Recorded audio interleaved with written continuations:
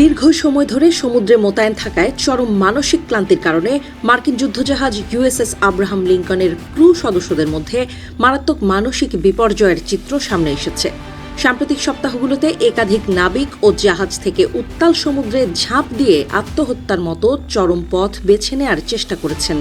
সেনাদের এমন কর্মকাণ্ডে বিষয়টি নিয়ে বেশ দুশ্চিন্তায় পড়েছেন ওয়াশিংটনের নীতি নির্ধারকরা।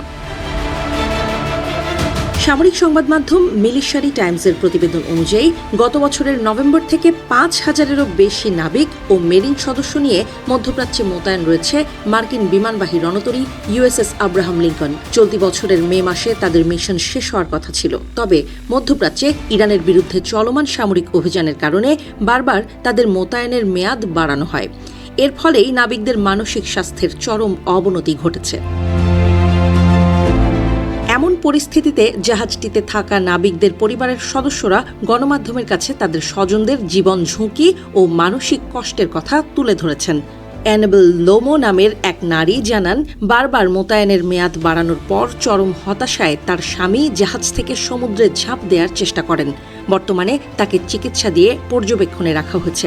তবে ঘটনাটির পর মার্কিন নৌবাহিনী থেকে পরিবারের সাথে আর কোনো যোগাযোগ করা হয়নি।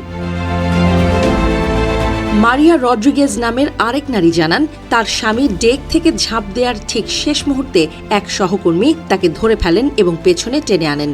মঙ্গলবার প্রকাশিত এক প্রতিবেদনে সামরিক সাময়িকী স্টার্স অ্যান্ড স্ট্রাইপস জানায়, আব্রাহাম লিঙ্কন যুদ্ধজাহাজের আরেক নাবিককে ঝাঁপ দেওয়ার সময় আশেপাশের সহকর্মীরা উদ্ধার করেন।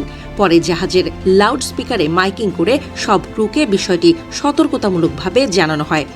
নাবিকদের এমন মানসিক বিপর্যয়ের খবরে সান দিয়েগোতে তাদের ২ শতাধিক স্বজন ভারপ্রাপ্ত নৌবাহিনী সচিব হাং কাওয়ের সাথে সরাসরি সাক্ষাৎ করে গভীর উদ্বেগ প্রকাশ করেন। হাংকাও স্বজনদের আশ্বাস দিয়ে জানান, ইউএসএস আব্রাহাম লিঙ্কন যুদ্ধজাহাজের নাবিক ও সেনাদের বিশ্রাম দিতে USS Theodore Roosevelt career strike গ্রুপকে প্রস্তুত করছে মার্কিন নৌবাহিনী।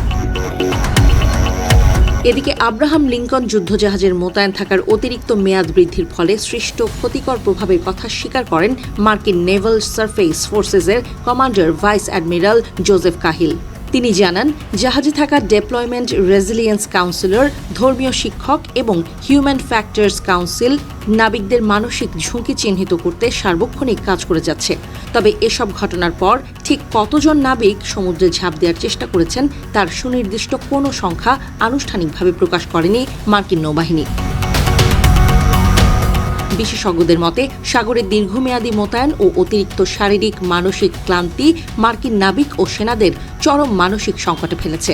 বিষয়টি আত্মার ঝুঁকি বাড়ায়। এছাড়া সরাসরি জীবন ঝুঁকির চেয়েও এটি সৈন্যদের মনোবল ধ্বংস করে। তাই নিয়মিত ডিউটি রোটেশন, পর্যাপ্ত বিশ্রাম এবং কার্যকর মানসিক স্বাস্থ্য পরামর্শ সেবা নিশ্চিত করা জরুরি বলে মনে করছেন তারা।